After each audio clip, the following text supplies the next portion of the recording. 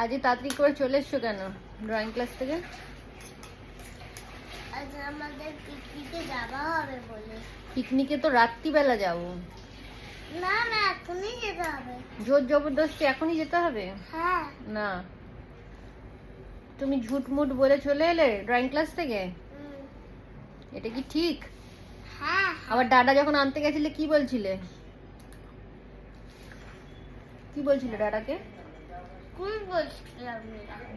কিছু একটা বলেছিলে, আমি শুনতে পেয়েছি, দাদা আমাকে বলেছে। কি হচ্ছিল? কি হচ্ছিল? মাথাটা কি হচ্ছিল? মাথাটা ঘুরছিল তোমার? হ্যাঁ, ম্যামকে এক কথা আর বাড়িতে আরেক কথা। কে খাইয়ে দিচ্ছে তোমাকে এখন? দাদা। দাদা খাইয়ে দিচ্ছে। কি খাচ্ছ তুমি?